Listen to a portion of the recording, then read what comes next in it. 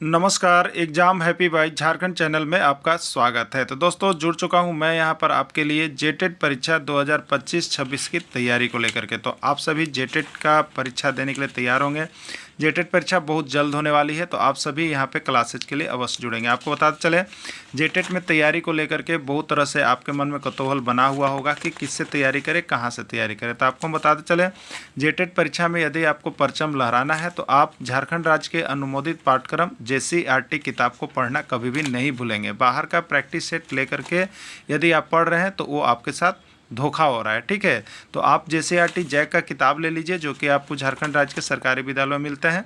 अगर आपको नहीं मिल पाता है तो हम देखिए यहाँ पे झारखंड राज्य के सरकारी विद्यालय से आपको हूबहू हैंड रिटेन नोट्स डेली बना करके, जो आपका न्यू सिलेबस आया है उसके आधार पर यहाँ पर सभी सब्जेक्ट का, चाहे आप 1 से 5 के शिक्षक हो, चाहे 6 से 8 का शिक्षक हो, सभी की तैयारी करवाते हैं।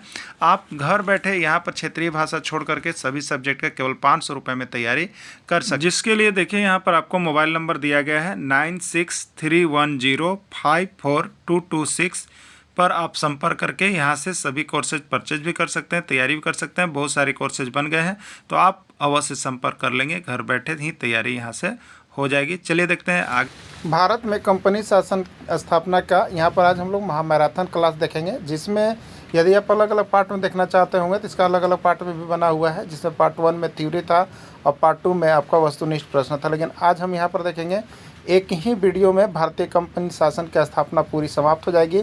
और इस वीडियो को आप देख लेते हैं तो यहाँ से 1 से 2 प्रश्न आपके एग्जाम में पक्के आ जाते हैं, ठीक है। JCERT से बना हुआ है। तो आज हम लोग इसका महामैराथन क्लास देखेंगे, जिसमें थ्योरी क्लासेज होगी और लास्ट में आप देखेंगे इसका वस्तुनिष्ठ प्रश्न एक ही वीडियो में होगा। इसलिए आप सभी जुड़े रहिएगा, बने रहिएगा, लास्ट तक देखते रहिएगा। थ्योरी को पढ़ लीजिएगा, वस्तुनिष्ठ प्रश्न को बना लीजिएगा। यहाँ से एक प्रश्न परीक्षा में पक्के आएंगे। चलिए देखते हैं महामैराथन क्लास। तो पुर्तगाली कंपनी ये कितना है आपका, तो 1498 ईस्वी में आई थी। डच कंपनी 1595, अंग्रेज 1600 और फ्रेंच या फ्रांसीसी 1664 ईस्वी, ठीक है। अब कंपनी की स्थापना का क्रम आप देखिएगा कि इन्होंने आकर के कंपनी कब लगा दिया, ठीक है। तो पुर्तगाली लोग कब आए, 1498 ईस्वी में कोचीन केरल के रास्ते आया था, ठीक है। और वहाँ पर राजा जमोरी ने स्वागत किया था। तो इन्होंने 1503 ईस्वी में कोठी की स्थापना कर दी थी, ठीक है। अंग्रेज 1600 में आए और सूरत में, ठीक है, कहाँ पर है, सूरत में। और वहाँ पर जो कोठी बनाने के लिए काम जो किया गया था वो आपका 1602 में ही शुरू कर दिया गया था, लेकिन 1608 में यहाँ पर कोठी बनी, ठीक है। डच जो आए वो 1602 में मसूलीपट्टनम में आए और 1600 यहाँ पर क्या 1602 में आए, लेकिन यहाँ पर बनाते कब से हैं, 1605 में। फ्रांसीसी जो है 1664 में, 1668 में बनाते हैं, ठीक है। याद रखिएगा। सबसे पहले पुर्तगाली। इसमें देखिए 2 मुख्य बातों को आपको पढ़ना है। सबसे ज़्यादा जो पढ़ना है वो पुर्तगाली को पढ़ना है। किसको पढ़ना है, पुर्तगाली को पढ़ना है, ठीक है। और उसके बाद किसको पढ़ना है, अंग्रेज को पढ़ना है। ये 2 चीज़ों को आपको सबसे ज़्यादा पढ़ना है, क्योंकि ज़्यादा राज इन्हीं लोगों ने किया है ना। उसमें सबसे ज़्यादा आपका अंग्रेज की बात आएगी, जो सबसे ज़्यादा प्रश्न निकल के आएंगे। और इस चैप्टर से 1 से 2 प्रश्न आपका फिक्स रहेंगे, 100% श्योर चैप्टर है आपको। तो आप अच्छा से देख लीजिएगा, ठीक है। देखिए यहाँ पे 1498 ईस्वी में पुर्तगाल निवासी वास्को डिगामा जो है वो केप ऑफ गुड होप मार्ग होते हुए सबसे पहले कालीकट बंदरगाह पहुंचा था। और वहां पर वहाँ का स्थानीय राजा जमोरी ने उनका भव्य स्वागत किया और उन्हें बहुत सारी सामग्री देकर के यूरोपियों के लिए क्या किया था, फिर से भेजा था। जब ये गए थे वास्को डिगामा तो इन्होंने देखिए वर्णन किया है कि जितना का सामान खरीदे थे उसकी सब लागत को हटा करके भी वहाँ पर उनको बेचने पर 60% का मुनाफा हुआ था। इसलिए यह बाजार की ओर, भारत की ओर आकर्षित हो गए थे, ठीक है। प्रश्न क्या होगा, सबसे पहले कौन सी यूरोपीय कंपनी भारत आई, तो पुर्तगाली, ठीक है। और पुर्तगाल में कौन सबसे पहले आया, तो वास्को डिगामा। वास्को डिगामा कब आए, तो 1498 ईस्वी में, ठीक है। सबसे पहले वो कहाँ पहुँचे थे, कालीकट बंदरगाह पहुँचे थे। उनका कौन स्वागत किया था, तो जो राजा जमोरियन ने उनका स्वागत किया था। इसमें से एक प्रश्न हो सकता है, देख लीजिएगा आप लोग, ठीक है। चलिए अब हम लोग यहाँ पर पुर्तगाल के ही बारे में थोड़ा सा और चर्चा कर लेंगे कि पुर्तगाली कंपनी किस प्रकार से समृद्ध होते गई थी, ठीक है। देखिए जब पुर्तगाली कंपनी भारत आ गई तो वहाँ पर पुर्तगाल के सबसे पहले गवर्नर, पुर्तगाल के जो गवर्नर थे पहला, वो कौन थे, फ्रांसिस्को डी अल्मीडा। भारत में पहला पुर्तगाली गवर्नर, पुर्तगाल के रहने वाले थे और भारत में आए थे पुर्तगाल की तरफ से पहला गवर्नर।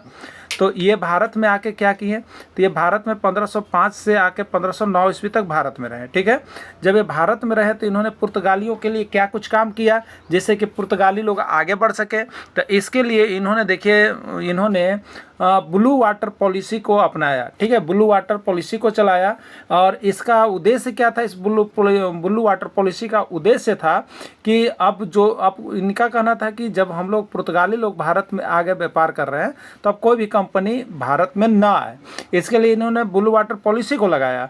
इस पॉलिसी में क्या था कि हिंद महासागर के रास्ते और भी कोई कंपनी नहीं आ पाए, इसलिए यहाँ पर बैरियर कर दिया गया। ठीक है, तो इन अल्बुकर्क ये भारत आए और इसने भी क्या किया, तो पुर्तगालियों को आगे बढ़ाने के लिए कुछ महत्वपूर्ण काम किए, उसको आप देख लीजिएगा।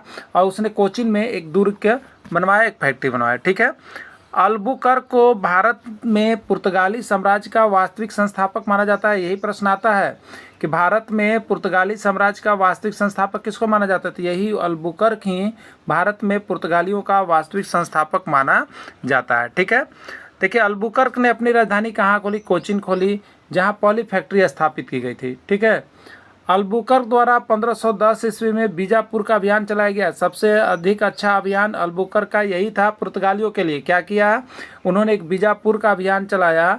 इस अभियान में बीजापुर के शासक वहाँ थे आदिल शाह। ठीक है, और उसने आदिल शाह से गोवा जीत गया। ठीक है, अल्बुकर्क क्या कि यहाँ पर आकर पुर्तगालियों के लिए आदिल शाह से गोवा जीत गया और गोवा पर पुर्तगालियों का क्या हुआ, कब्जा हो गया। ठीक है, इस तरह से सबसे पहले, इस तरह आप देखिएगा तो सबसे पहले आने वाला कंपनी पुर्तगाली थी और सबसे बाद में जाने वाले कंपनी भी पुर्तगाली ही रही। 1961 ईस्वी तक पुर्तगाल में रहे। ठीक है, पुर्तगाली रहे भारत में, उसके बाद स्वतंत्र हुए। ठीक है, अल्बुकर्क द्वारा एक और अभियान चलाया गया। ठीक है, उन्होंने तो देखा कि अल्बुकर्क द्वारा बार बार पुर्तगालियों के लिए एक अभियान चला के नए नए रास्ते खोजे गए, तो एक और अभियान अल्बुकर्क द्वारा चलाया गया था। ठीक है, इस अभियान में क्या किया था, महिलाओं के लिए सती प्रथा का विरोध किया गया था। ठीक है, और यह अल्बुकर्क जो था अपने लिए, अपने स्वार्थ के लिए इन्होंने इस अभियान को चलाया था, क्योंकि पहले जो होती थी स्त्रियां क्या होती थी, तो सती प्रथा का अभियान था कि पति के मरने के बाद स्त्रियां साथ में चिता पर जल जाते थे। लेकिन इसका उन्होंने विरोध किया और इसका विरोध करने का जो कारण था वह पुर्तगाली लोग जो थे, क्योंकि भारत के लोग तो सती प्रथा मानते थे, वह जो भी स्त्री विधवा हो जाती थी उसके साथ शादी नहीं करते थे। तो पुर्तगाली क्या थे, पुर्तगाली इस एक अभियान चला के जो भी विधवा स्त्री भारतीय की होती थी उसके साथ वो शादी करते थे और शादी करके वो क्या करते थे, अपना साम्राज्य को आगे बढ़ाना चाहते थे। यही कारण था कि पुर्तगालियों की एक बहुत बड़ी फौज खड़ी हुई थी, जिसके बाद ही हम 1961 तक भी ये भारत में स्थापना के स्वतंत्रता के बाद भी रह गए थे। ठीक है, तो इस कारण से अल्बुकर्क ने यह अभियान को चलाया था। पुर्तगाली भारत में देखिए कब तक रहे, तो पुर्तगाली भारत में 1961 ईस्वी तक रहे। हालांकि तब तक उनके पास सिर्फ गोवा, दमन और दीव ही रह गया था। 1961 के बाद इससे भी भारत को स्वतंत्रता करा दिया गया। ठीक है, चलिए अब देखते हैं डच ईस्ट इंडिया कंपनी। ये क्या थी डच ईस्ट इंडिया कंपनी, तो कंपनी सभी पढ़ेंगे, महत्वपूर्ण दो होंगे, एक पुर्तगाल और एक अंग्रेज। दोनों चीज़ों को आपको बहुत अच्छी तरह से समझ के जाना है। इतिहास की सबसे अमीर और शक्तिशाली मेगा कॉरपोरेशन थी कौन, डच ईस्ट इंडिया कंपनी। ठीक है, और इसकी स्थापना कब हुई थी, 1602 ईस्वी में हुई थी। भारत में इन्होंने मसूलीपट्टनम में व्यापारी कोठी बनाई थी। देखिए आपको शुरू बार भी हमने दिया कि कौन कहाँ कोठी बनाया, तो भारत में इन्होंने मसूलीपट्टनम में व्यापारी कोठी बनाई थी। ठीक है, चलिए अब देखिएगा अंग्रेजी ईस्ट इंडिया कंपनी, जो कि बहुत महत्वपूर्ण आपके लिए होगा। यहीं से एक प्रश्न आपके रहेंगे ना। देखिए 31 दिसंबर 1600 ईस्वी को अंग्रेजी ईस्ट इंडिया कंपनी की स्थापना हुई थी। बहुत बार पूछा गया है कि अंग्रेजी east India company, British company की स्थापना कब हुई, तो वो डेट है 31 दिसंबर 1600, याद रखिएगा।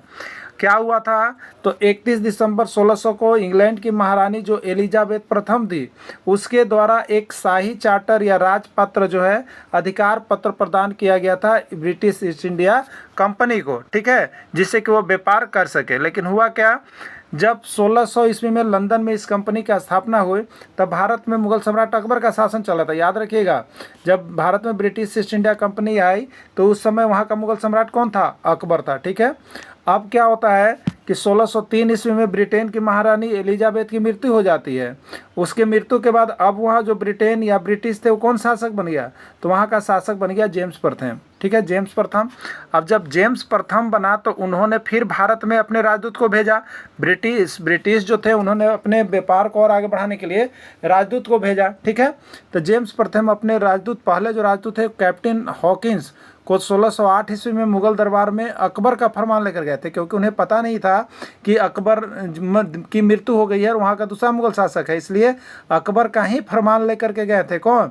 तो यहाँ पे कैप्टन हॉकिंस। ठीक है, लेकिन 1605 ईस्वी में अकबर की मृत्यु हो गई थी, जिसके कारण वह जहांगीर के दरबार में पहुँचे। ठीक है, तो कैप्टन हॉकिंस किसके दरबार में पहुँचा, पूछता है तो कैप्टन हॉकिंस जहांगीर के दरबार में पहुँचे थे। ठीक है, अब वहाँ पर उनको अनुमति मिलती है।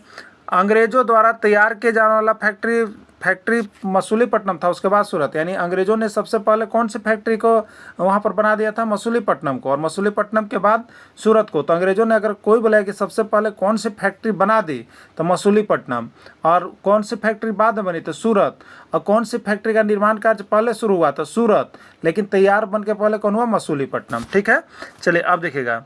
सर टॉमस रो 1615 ईस्वी में जहांगीर के दरबार में पहुंचे थे। फिर टॉमस रो को भी जहांगीर के दरबार में व्यापार के लिए भेजा गया। ठीक है, यूरोपीय कंपनी के लिए फरुखसियर का आदेश, यूरोपीय कंपनी का मैग्ना कार्टा कहा जाता है, क्योंकि फरुखसियर ने यूरोपीय कंपनी के लिए बहुत से ऑफर दिए थे, बहुत से लॉलीपॉप दिए, जिसके कारण यहाँ पर जो है यूरोपीय कंपनी को यहाँ पर के लिए फरुखसियर को मैग्ना कार्टा कहा जाता है। हुआ क्या आगे, 1661 ईस्वी में ब्रिटेन के राजकुमार चार्ल्स द्वितीय तथा पुर्तगाल की राजकुमारी कैथरीन का विवाह हो जाता है। ठीक है, अब देखिए यहाँ पर क्या होता है, तो ब्रिटेन के जो राजकुमार थे बताइए, और वो शादी कर लेते हैं कहाँ से, तो पुर्तगाल के राजकुमारी से। ठीक है, अब ये पुर्तगाल के थे और इन्होंने क्या किया, तो उस समय भी देखिए मुंबई का जो क्षेत्र, भारत में जो मुंबई का क्षेत्र था वो ब्रिटेन को दे दिया, उपहार में, दान में दे दिया। ठीक है, बेटी के दान में दे दिया था। इस तरह से मुंबई का क्षेत्र किसके कब्जे में हो गया, तो ब्रिटिश के, अंग्रेजों के कब्जे में चला गया। अंग्रेजों के कब्जा में जाने के बाद क्या हुआ, तो यहाँ से उन्हें राजस्व की वसूली होने लगी और वहाँ पर मुंबई पर इनका एक एकाधिकार प्राप्त हो गया। इस तरह से अंग्रेज बहुत अधिक आगे बढ़ते गए। ठीक है, थोड़ी सी बात हम लोग करेंगे फ्रांसीसी ईस्ट इंडिया कंपनी की, फ्रेंच ईस्ट इंडिया कंपनी की। ठीक है, इसकी स्थापना 1 सितंबर 1664 ईस्वी को फ्रांस के राजा लुई 14वें के वित्त मंत्री जिया विट्स कोलबर्ट के प्रयास से हुई थी। लुई 14वें के वित्त मंत्री के प्रयास हुआ था। ठीक है, फ्रांसीसियों ने अपनी पहली व्यापारिक कोठी 1668 में सूरत में स्थापित की थी। फ्रांसीसियों ने सबसे पहले कहाँ कोठी स्थापित की, सूरत में। दूसरी कोठी कहाँ स्थापित की, मसूलीपट्टनम में। ठीक है, अंग्रेजों ने पहली कोठी कहाँ बना ली, मसूलीपट्टनम में। दूसरी बार कोठी कहाँ बनाई, सूरत में। याद रखिएगा, उल्टा पलटा है सब कुछ। ठीक है, इस कंपनी का मुख्य प्रशासनिक केंद्र पांडिचेरी बना, जिसको 1673 ईस्वी में स्थापित किया गया था। ठीक है, तो जो फ्रांसीसी ईस्ट इंडिया कंपनी थी उसके जो कंपनी के मुख्य प्रशासनिक केंद्र बन गया था वो पांडिचेरी, पुडुचेरी जिसको हम लोग कहते हैं, वो बना था। ठीक है, चलिए अब यहाँ पर देखिए, ब्रिटिश ईस्ट इंडिया कंपनी अपना प्रभुत्व जमाने के लिए इनके बीच बहुत सारे युद्ध हुए। तो इसी के युद्ध को पढ़ेंगे और किस तरह से ब्रिटिश यानी अंग्रेजों ने युद्ध को जीतते गया और सभी पर अपना एक एकाधिकार जमा लिया। ठीक है, तो देखिए यहाँ पे आए थे व्यापार के क्रम से, लेकिन अब यहाँ इनके दिमाग में क्या हुई, फूट डालो और शासन करो, और यहाँ का भारत का ये साम्राज्य बनने की तैयारी करने लगे थे। ठीक है, उत्तराधिकारी बनने का तैयारी करने लगे थे। तो इसके बीच बहुत सारे युद्ध में, सभी युद्ध में ईस्ट इंडिया कंपनी अंग्रेजों के विजयी हुई, जिसके पास अंग्रेज यहाँ पर बसे। ठीक है, देखिए पहला युद्ध है ब्रिटिश ईस्ट इंडिया कंपनी और फ्रांसीसियों के बीच जो युद्ध हुआ था वो कर्नाटक का युद्ध हुआ था। कर्नाटक के युद्ध बाद देखेंगे, लेकिन जानेंगे कि पहला कर्नाटक के युद्ध से हम लोग यहाँ पर शुरू कर रहे हैं। ठीक है, दूसरा का युद्ध आप लोग देखिएगा, वांडीवास का युद्ध। वांडीवास का युद्ध 1760 ईस्वी के वांडीवास के युद्ध को देखिएगा। ठीक है, क्या हुआ था, अंग्रेजों ने फ्रांसीसियों को निर्णायक रूप से हराया था। वांडीवास के युद्ध में अंग्रेज किसको हराए थे, फ्रांसीसी को हरा दिए। ठीक है, जिससे भारत में फ्रांसीसी साम्राज्य का सपना ही खत्म हो गया। याद रखिएगा, वांडीवास के युद्ध में फ्रांसीसी साम्राज्य का अस्तित्व समाप्त हो गया था। ठीक है, चलिए अब आगे देखिएगा, प्लासी का युद्ध आप देखेंगे। तो प्लासी का युद्ध 23 जून 1757 ईस्वी में प्लासी के युद्ध ब्रिटिश ईस्ट इंडिया कंपनी और बंगाल के नवाब सिराजुद्दौला की सेना के बीच लड़ा गया था। ठीक है, प्लासी का युद्ध कब हुआ, 1757 ईस्वी में। किसके बीच हुआ, तो अंग्रेज और बंगाल के नवाब सिराजुद्दौला के बीच लड़ा गया। इस ऐतिहासिक लड़ाई में रॉबर्ट क्लाइव के नेतृत्व में अंग्रेजों की जीत हुई, और यह जीत जो है यह युद्ध कब हुआ था, 23 जून 1797 को हुआ था। याद रखिएगा, प्लासी का युद्ध में किसका जीत हुआ, अंग्रेजों का। किसका हार हुआ, सिराजुद्दौला का। ठीक है, सिराजुद्दौला का। और प्लासी का युद्ध का एग्जैक्ट डेट पूछे तो क्या बताइएगा, 23 जून 1757 ईस्वी को। ठीक है, अब देखिए क्या हुआ, तो प्लासी के युद्ध में अंग्रेजी सेना का नेतृत्व रॉबर्ट क्लाइव कर रहे थे। याद रखिए, बहुत बार पूछा जाता है कि प्लासी का युद्ध में अंग्रेजी सेना का नेतृत्व कौन कर रहे थे, रॉबर्ट क्लाइव कर रहे थे। एक ट्रिक भी आपको हमने दिया था, क्या दिया था, पी कर बकता है मूर्ख। याद रखिएगा, पी कर बकता है मूर्ख, इस ट्रिक से आपको याद करना था, पी कर बकता है मूर्ख। तो पी में देखिए प से प्लासी का युद्ध, और कर में हो जाता है र से रॉबर्ट और क से क्लाइव। प्लासी के युद्ध में अंग्रेजी सेना का नेतृत्व रॉबर्ट क्लाइव कर रहे थे। अब बकता है मूर्ख, यही था ना, तो बकता में बक से देखिए बक्सर का युद्ध है, और है मूर्ख, है में हे से हेक्टर और मुंह से मुनरो, हेक्टर मुनरो कर रहे थे। क्लियर हो गया ना। चलिए अब देखिएगा, इस युद्ध में सिराजुद्दौला के सेनापति मीर जाफर को बंगाल का नवाब बनाने का लालच देकर अंग्रेज अपनी ओर मिला लिए थे। इस युद्ध में क्या हुआ था, तो ये धोखाधड़ी का युद्ध था। इसमें अंग्रेजों ने क्या किया था, सिराजुद्दौला के जो सेनापति युद्ध के लिए थे उसको मीर जाफर को बंगाल के नवाब बनाने का लालच दे दिए थे कि युद्ध में नहीं जाना, और अपनी ओर मिला लिया था। इसी के कारण क्या हुआ कि मीर जाफर जो है युद्ध में भाग नहीं लिया और सिराजुद्दौला का हाफ हुआ। ठीक है, लेकिन वादे के मुताबिक अंग्रेज ने नवाब सिराजुद्दौला को हटाकर फिर मीर जाफर को वादे के मुताबिक अंग्रेजों के नवाब सिराजुद्दौला जब युद्ध में हार गया, मृत्यु हो गई, तो हटाकर मीर जाफर को बंगाल की गद्दी बैठाया, जो केवल अंग्रेजों का एक कठपुतली था। ये मीर जाफर क्या था, तो अंग्रेजों का एक कठपुतली था, और सिराजुद्दौला को यहाँ पर हार का सामना करना पड़ा था प्लासी के युद्ध में। ठीक है, चलिए बक्सर का युद्ध देख लीजिएगा। बक्सर का युद्ध 22 अक्टूबर 1764 ईस्वी को ब्रिटिश ईस्ट इंडिया कंपनी और 3 भारतीय शासकों की संयुक्त सेना के बीच लड़ा गया था। ठीक है, अंग्रेज और 3 भारतीय सेना के शासकों के बीच लड़ा गया था। ठीक है, और इसमें अंग्रेजी सेना का नेतृत्व अब खुद कर रहे थे हेक्टर मुनरो, क्योंकि यह बहुत बड़ी युद्ध थी। ठीक है, देखिए इसमें तीनों संयुक्त सेना कौन थे, थे तो पहला था उसमें मीर कासिम जो बंगाल के नवाब थे, शुजा-उद-दौला जो अवध के नवाब थे, और शाह आलम द्वितीय जो भारत के तत्कालीन मुगल सम्राट थे। ये तीनों का संयुक्त अभियान से लड़ाई चल रहा था। ठीक है, कारण क्या था, कारण था कि अंग्रेज़ों ने मीर जाफर को हटाकर मीर कासिम को बंगाल का नवाब बनाया था, लेकिन मीर कासिम अंग्रेज़ों की कठपुतली बनकर नहीं रहना चाहता था। उसने भी क्या की, तो अपनी राजधानी मुर्शिदाबाद से हटाकर मुंगेर हटाया, मुर्शिदाबाद से कहाँ ले गया, मुंगेर ले गया, स्थानित कर दी, और अपनी सेना को यूरोपीय तर्ज पर आधुनिक बनाना शुरू कर दिया था। ठीक है, जिसके कारण यह युद्ध हुए थे, लेकिन फिर भी अंग्रेज़ों की ही जीत हुई। ठीक है, चलिए अब हुआ मैसूर का युद्ध। इस तरह से अंग्रेज़ों ने युद्ध को करते करते कहाँ मैसूर भी आए, मैसूर में भी युद्ध शुरू हो गया था, तो वो आंग्ल मैसूर युद्ध के नाम से जाना जाता है। अंग्रेज़ों के साथ जो युद्ध हुआ इसलिए आंग्ल मैसूर युद्ध। तो इसमें क्या था, तो ब्रिटिश ईस्ट इंडिया कंपनी और मैसूर साम्राज्य के बीच 1767 से 1799 के बीच लड़े गए 4 युद्धों का यह एक श्रृंखला था। ये जो आपका आंग्ल मैसूर युद्ध था वो कितनी बार चला था, तो इसमें 4 युद्ध हुए थे, 4 युद्ध हुए थे, याद रखिएगा। ठीक है, यानी प्रथम आंग्ल मैसूर युद्ध, द्वितीय आंग्ल मैसूर युद्ध, तृतीय आंग्ल मैसूर युद्ध और चतुर्थ आंग्ल मैसूर युद्ध हुआ था। ठीक है, सभी को हम लोग बारी बारी से यहाँ पर देख लेंगे, क्योंकि हो सके यहाँ से प्रश्न आ जाए। ठीक है, लेकिन इस सभी ने हुआ क्या, ये चारों मैसूर युद्ध के बाद भी इस युद्ध में अंग्रेजों ने विजय प्राप्त की लास्ट में, और परिणाम स्वरूप टीपू सुल्तान की मृत्यु हुई वहाँ पे। ये मैसूर युद्ध में टीपू सुल्तान की मृत्यु हो जाती है। ठीक है, चलिए प्रथम आंग्ल मैसूर युद्ध कौन, तो प्रथम आंग्ल मैसूर युद्ध जो हुआ था वो हैदर अली और अंग्रेज के बीच हुआ था। ठीक है, इसमें अंग्रेज़ों को डर से मद्रास की संधि करना पड़ा था। इस समय यहाँ पर हैदर अली जो थे मजबूत अवस्था में थे, इसलिए अंग्रेज़ों को हैदर अली के डर से एक संधि करनी पड़ी, मद्रास की संधि करना पड़ा, और इसके तहत दोनों पक्षों ने एक दूसरे को जीते हुए क्षेत्र वापस लौटा दिए थे। ठीक है, तो प्रथम आंग्ल मैसूर युद्ध में हैदर अली यहाँ पर मजबूत था, जिसके कारण अंग्रेज़ों को संधि करनी पड़ी और दोनों पक्षों को एक दूसरे के जीते हुए क्षेत्र को इस संधि के द्वारा वापस कर दिया गया। ठीक है, अब चलिए द्वितीय आंग्ल मैसूर युद्ध में क्या हुआ देख लेते हैं। तो इस युद्ध के बीच में ही 1782 ईस्वी में कैंसर के कारण हैदर अली की मृत्यु हो गई। चलिए, हैदर अली की मृत्यु हो जाती है द्वितीय आंग्ल मैसूर युद्ध में। तब क्या होता है, उनका पुत्र था टीपू सुल्तान, तो उनका साहसी पुत्र टीपू सुल्तान ने युद्ध जारी रखा, अपने पिताजी के जो युद्ध जारी रखा, लेकिन दोनों पक्षों में से कोई भी जीत नहीं सका, और मैंगलोर की संधि के द्वारा युद्ध को समाप्त किया गया। यानी द्वितीय आंग्ल मैसूर युद्ध को कैसे समाप्त किया गया, मैंगलोर की संधि के द्वारा समाप्त किया गया। ठीक है, चलिए अब देखें यहाँ पे फिर से मैसूर युद्ध शुरू होता है, जिसको हम लोग कहते हैं तृतीय आंग्ल मैसूर युद्ध। इस युद्ध में क्या हुआ, इसको भी हम लोग देखेंगे। तो गवर्नर जनरल लॉर्ड कॉर्नवालिस और टीपू सुल्तान के बीच हुआ। ठीक है, अंग्रेज़ों और टीपू सुल्तान के बीच हुआ। लॉर्ड कॉर्नवालिस मराठों व निजाम के साथ मिलकर मैसूर की राजधानी श्रीरंगपट्टनम को घेर लिया। मराठों के साथ मिलकर इन्होंने चाल चल दी और श्रीरंगपट्टनम को घेर लिया और टीपू को अपमानजनक श्रीरंगपट्टनम की संधि करनी पड़ी। यहाँ पर बचने के लिए क्या करना पड़ा, संधि करना पड़ा और उन्हें अपना आधा राज्य अंग्रेजों को देना पड़ा तथा युद्ध के जुर्माने के रूप में उन्हें 3 करोड़ रुपए देने पड़े थे। ठीक है, और जुर्माना नहीं दे चुका पाने के कारण टीपू के दोनों बेटों को अंग्रेजों ने बंधक बना लिया था। याद रखिएगा कि टीपू के दोनों जो बेटे थे उसको अंग्रेजों ने बंधक बना लिया था 3 करोड़ रुपया नहीं देने के कारण। ठीक है, तो ये टीपू सुल्तान के बारे में आता है। आंग्ल मैसूर युद्ध के बारे में आता है। तो चलिए अब है चतुर्थ आंग्ल मैसूर युद्ध। अंग्रेजों ने मैसूर पर चौतरफा हमला कर दिया।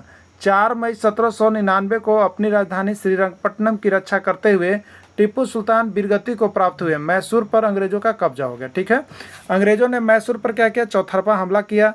4 मई 1799 को अपनी राजधानी श्रीरंगपट्टनम की रक्षा करते हुए टीपू सुल्तान वीरगति को प्राप्त हुए। अब मैसूर पर अंग्रेजों का कब्जा हो गया। इस तरह से क्या हुआ, तो यहाँ पे चतुर्थ आंग्ल मैसूर युद्ध में जो आपकी थी श्रीरंगपट्टनम की रक्षा करते हुए टीपू सुल्तान को वीरगति की प्राप्ति हुई और मैसूर पर अंग्रेजों का पूर्ण रूप से एक बार फिर से कब्जा हो गया। अंग्रेज का आधिपत्य जमते जा रहा था।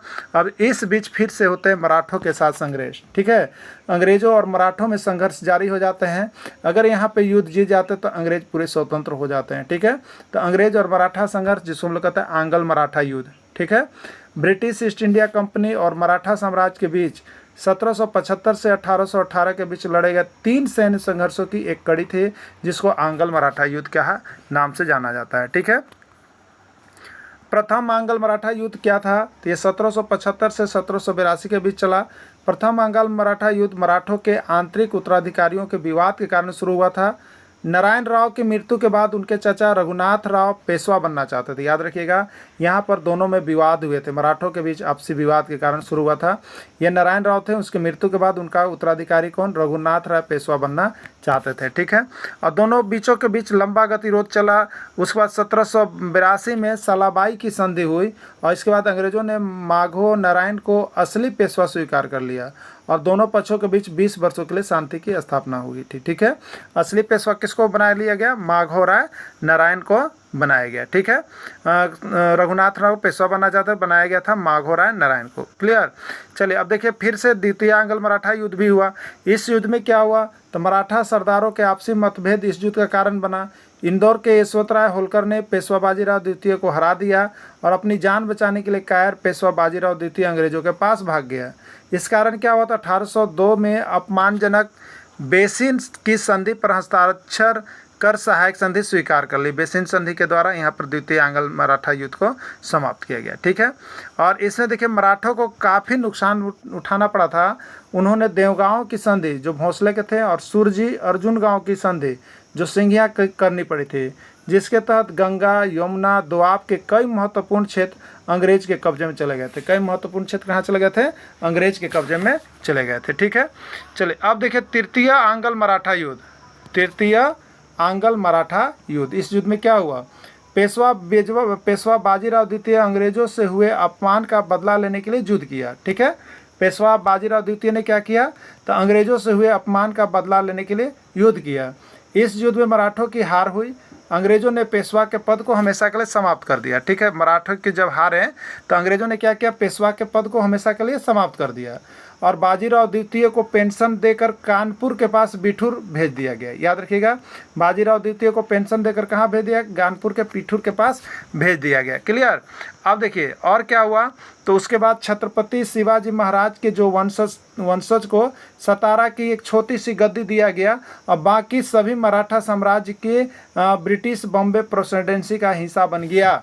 इस तरह से मराठा साम्राज्य की भी समाप्ति हो गई और अंग्रेजों का पूरा आधिपत्य कायम हो गया। ठीक है, इस प्रकार व्यापार के उद्देश्य से आई थी भारत में ब्रिटिश ईस्ट इंडिया कंपनी ने भारतीय राज्यों में फूट तथा संघर्ष का लाभ उठाया और 19वीं सदी के आरंभ तक अनेक राज्यों पर प्रत्यक्ष या अप्रत्यक्ष अधिकार अस्थायी रूप से कर लिया था। वास्को डी गामा कहाँ का निवासी था, वास्को डी गामा कहाँ का निवासी था, बहुत बार पूछ दिया है, पुर्तगाल का, डच का, डेनिश का या जो है आपका अंग्रेज का। ठीक है, तो पुर्तगाल कहाँ का, वास्को डी गामा कहाँ का निवासी था, वास्को डी गामा जो है आपका पुर्तगाल निवासी था, पुर्तगाल निवासी था वास्को डी गामा। ठीक है, भारत में पहला पुर्तगाली गवर्नर कौन आया था? देखिए, जब भारत में पुर्तगाल आ गए तो पुर्तगालियों का विकास करने के लिए उनके साथ पुर्तगाली गवर्नर भी आए, जो यहाँ पर पुर्तगालियों का संरक्षण दे रहे थे और उनको बढ़ाने का तरीका ढूंढ रहे थे। ठीक है, तो पहला पुर्तगाली गवर्नर कौन था जो भारत में आया था?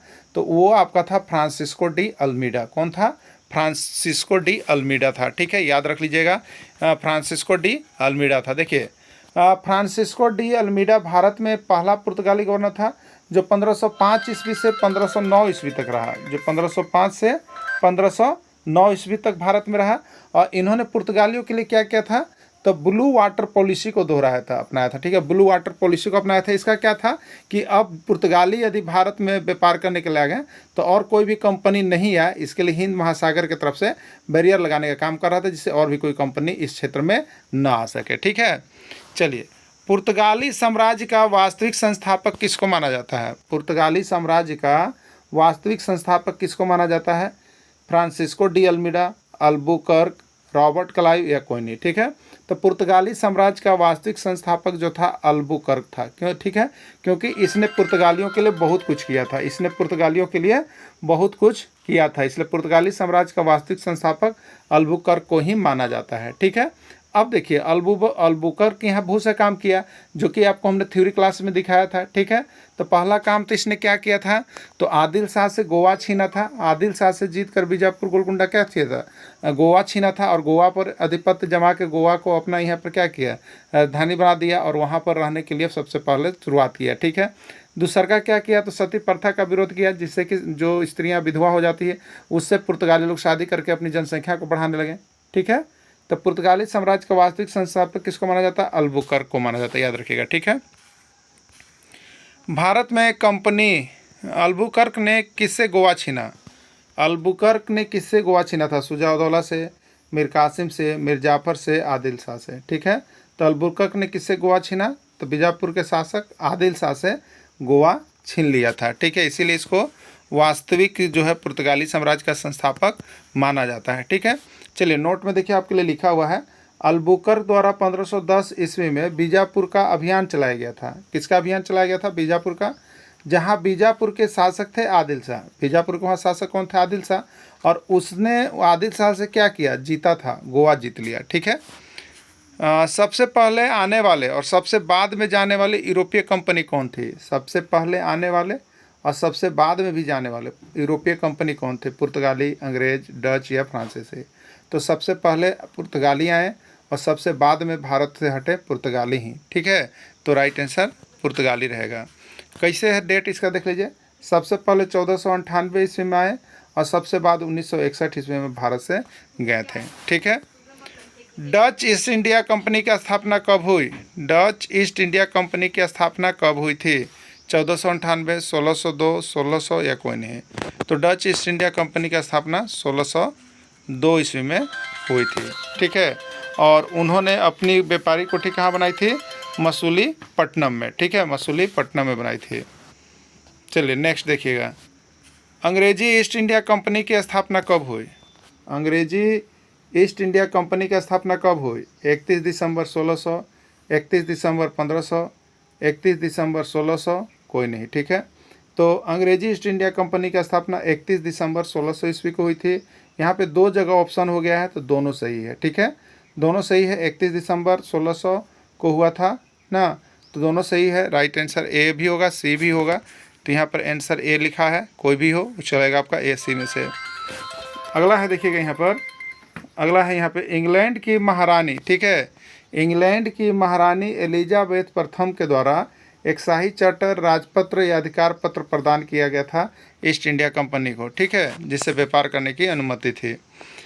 ईस्ट इंडिया कंपनी की स्थापना होने के समय भारत में मुगल सम्राट कौन था? जिस समय ईस्ट इंडिया कंपनी की स्थापना हो रही थी उस समय भारत में मुगल सम्राट कौन था? अकबर, जहांगीर, शाहजहां या बाबर? ठीक है, तो उसमें मुगल सम्राट अकबर था। ठीक है, तो देखिए जब ये कंपनी बन रही थी सूरत, कौन कंपनी? सूरत में जब कंपनी बन रही थी तो उस समय अकबर थे। ठीक है, तो अकबर को किसी लोगों को कुछ लोगों द्वारा पता चला कि अंग्रेज़ जो हैं वो यहाँ से शासक बन सकते हैं या छीन सकते हैं, इसलिए यहाँ पर क्या किया था, कुछ दिनों के लिए इनको बैंड कर दिया गया। बैंड कर दिया गया तो इस सूरत में जो फैक्ट्री बनाना प्रारंभ किया तो छोड़ के कहाँ बना लिए थे, मसूलीपट्टनम चले गए थे। ठीक है, इसीलिए पहला फैक्ट्री उन्होंने मसूलीपट्टनम में पूरा किया, उसके बाद फिर आकर के सूरत में पूरा किए थे। तो उस समय मुगल सम्राट जो थे अकबर थे। ठीक है, कैप्टन हॉकिंस किसके दरबार में गए थे? कैप्टन हॉकिंस किसके दरबार में गए थे? अकबर, जहांगीर, बाबर या कोई नहीं। ठीक है, तो कैप्टन हॉकिंस जो थे जहांगीर के दरबार में गए थे। ठीक है, अंग्रेज़ों द्वारा तैयार किया जाने वाला पहला फैक्ट्री मसूलीपट्टनम था। ठीक है, बहुत अच्छा है। चलिए, नोट्स में लिखा हुआ था अंग्रेज़ों ने सबसे पहले कहाँ कंपनी लगाना शुरू किया था? डच में, सूरत में, गोवा में, कहीं नहीं। तो अंग्रेज़ों ने सबसे पहले कंपनी लगाना शुरू किया था सूरत में। कहाँ लगाना शुरू किया था? सूरत में। ठीक है, कहाँ लगाना शुरू किया था? सूरत में। लेकिन वहाँ पर अकबर को जैसे पता चलता है कि ये धोखेबाजी कर सकते हैं तो उन्होंने मना कर दिया। तो ये कहाँ पहला कंपनी लगाए? मसूलीपट्टनम लगाए, और वहाँ बना भी दिए। फिर दोबारा जब परमिशन मिला तब जाकर सूरत में लगाए थे। ठीक है, तो वही चीज़ लिखा हुआ है, सबसे पहले कंपनी लगाना शुरू किया था सूरत में, लेकिन रोक लगाए जाने के बाद सबसे पहले मसूलीपट्टनम स्थापित किया और फिर उसके बाद सूरत में बनाया था। सर टॉमस रो किसके दरबार में पहुंचा? सर टॉमस रो किसके दरबार में पहुंचा था? बाबर, अकबर, जहांगीर या कोई नहीं। तो सर टॉमस रो जहांगीर के दरबार में पहुंचा था। ठीक है, सर टॉमस रो कहाँ पहुंचा था? जहांगीर के दरबार में पहुंचा था। ठीक है, जहांगीर के दरबार में 1615 ईस्वी में पहुंचा था। फ्रांसीसियों ने अपनी पहली व्यापारिक कोठी कहाँ स्थापित की? ठीक है, बॉम्बे में, अकबर शाह में, सूरत में या कोई नहीं।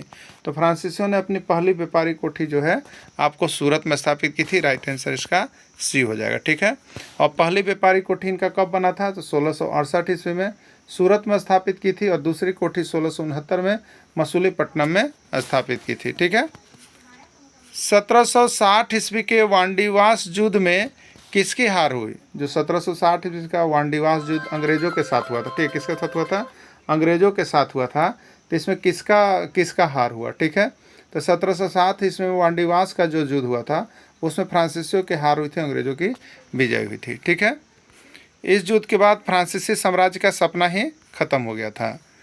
प्लासी का युद्ध कब हुआ? प्लासी का युद्ध कब हुआ? 23 जून 1757, 22 जून 1756, 21 जून 1755, कुछ नहीं। ठीक है, तो प्लासी का युद्ध कब हुआ था? 23 जून 1757 ईस्वी को प्लासी का युद्ध हुआ था। ठीक है, प्लासी का युद्ध में क्या हुआ था सो देख लीजिएगा आप लोग।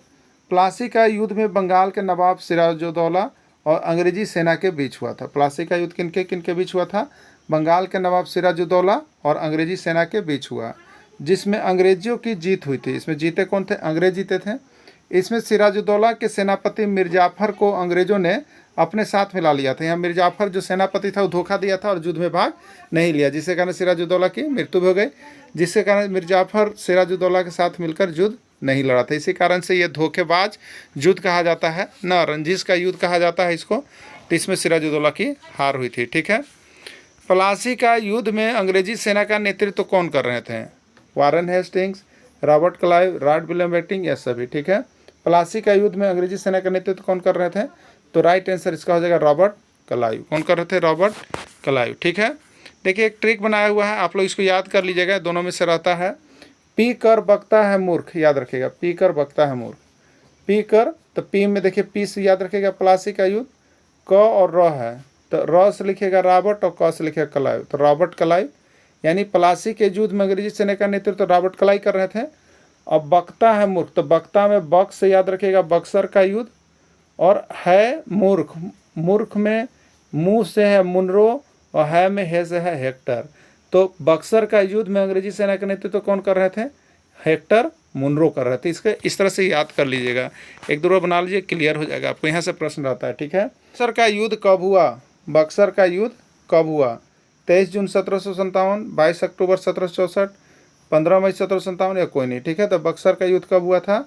22 अक्टूबर 1764 ईस्वी को हुआ था। ठीक है, देखिए मीर कासिम ने अपनी राजधानी मुर्शिदाबाद से हटाकर कहाँ स्थापित किया? सिवान, गया, मुंगेर या बिहार। ठीक है, तो मीर कासिम क्या था? मीर कासिम अंग्रेज़ों का कठपुतली बन के नहीं रहना चाहता था। ठीक है, इसलिए वह क्या किया, तो अपनी एक जो मुर्शिदाबाद जो कंपनी थी राजधानी, उसको हटा करके वह मुंगेर बिहार कर लिया था और वहाँ पर अपनी कंपनी को, रुपये कंपनी से क्या कर रहा था, प्रशिक्षण ले रहा था जिससे कि अंग्रेजों से मुकाबला कर सके। ठीक है, तो वो हट करके मुंगेर चला गया था, बिहार चला गया था। प्रथम आंग्ल मैसूर युद्ध किसके बीच हुआ था? प्रथम आंग्ल मैसूर युद्ध किसके बीच हुआ था? ठीक है, हैदर अली और मीर कासिम के बीच, हैदर अली और अंग्रेज़ों के बीच, हैदर अली और रुपये के बीच, या कोई नहीं। राइट आंसर होगा हैदर अली और अंग्रेज के बीच यह युद्ध हुआ था जिसमें संधि हुई थी। ठीक है, जिसमें संधि के तहत इसको समाप्त किया गया था।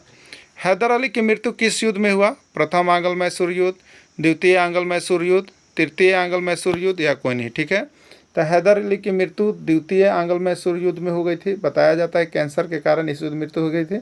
उसके बाद उसका पदभार कौन संभाल लिया? तो उनका बेटा टीपू सुल्तान, और टीपू सुल्तान को फिर क्या करना पड़ा? मध्यस्थता करना पड़ा। ठीक है, तो यहाँ पे लिखा हुआ देखिए, युद्ध के बीच में ही कैंसर के कारण हैदर अली की मृत्यु हो गई थी। उसके बाद उसका शासी पुत्र टीपू सुल्तान ने युद्ध जारी रखा था। दोनों पक्षों में से कोई भी जीत नहीं पाया और मैंगलोर की संधि के द्वारा इस युद्ध को समाप्त किया गया था। ठीक है, किस युद्ध में टीपू सुल्तान ने वीरगति को प्राप्त कर लिया और मैसूर पर अंग्रेजों का पूरा शासन हो गया? तो किस युद्ध में? प्रथम, द्वितीय, तृतीय या चतुर्थ? ठीक है, तो वह चतुर्थ आंग्ल मैसूर युद्ध था जिसमें अपनी राजधानी श्रीरंगपट्टनम की रक्षा करते हुए यहाँ पर टीपू सुल्तान की मृत्यु हो गई थी। ठीक है, देखिए लिखा हुआ है 4 मई 1799 ईस्वी को अपनी राजधानी श्रीरंगपट्टनम की रक्षा करते हुए टीपू सुल्तान वीरगति को प्राप्त किए। इस प्रकार पूरा मैसूर पर अंग्रेजों का कब्जा हो गया। चलिए अगला है, पेशवा बाजीराव द्वितीय को पेंशन देकर अंग्रेजों ने कहाँ भेज दिया? ठीक है, बिहार, मध्य प्रदेश, उत्तर प्रदेश या हरियाणा? ठीक है, तो पेशवा बाजीराव द्वितीय को उत्तर प्रदेश भेजा गया था। इसके संबंध में नोट्स लिखा हुआ है। पेशवा बाजीराव द्वितीय अंग्रेजों से हुए अपमान का बदला लेने के लिए युद्ध किया, लेकिन इस युद्ध में मराठों की हार हुई। ठीक है, अंग्रेजों ने पेशवा के पद को इस युद्ध के बाद हमेशा के लिए समाप्त कर दिया और बाजीराव द्वितीय को पेंशन देकर कानपुर, जो उत्तर प्रदेश पड़ता है, उसके बिठूर पास भेज दिया गया। ठीक है, ईस्ट इंडिया कंपनी की स्थापना कब हुई? 1400, 1500, 1600 या 1700? राइट आंसर होगा 1600। ठीक है, भारत में आने वाला सर्वप्रथम यूरोपीय देश कौन थे? स्पेन, पुर्तगाल, फ्रांस या इंग्लैंड? बताइएगा। तो भारत में आने वाले सर्वप्रथम यूरोपीय देश जो थे वो आपका पुर्तगाल थे। ठीक है, चलिए अगला, पुर्तगाल का वास्को डिगामा भारत कब पहुंचा था? 1496, 1497, 1498 या 1499? तो पुर्तगाल निवासी वास्को डिगामा 1498 ईस्वी में भारत पहुंचा था। ठीक है, वास्को डिगामा सर्वप्रथम भारत के किस स्थान पर पहुंचा? सूरत, कालीकट, मसूलीपट्टनम या कोई नहीं?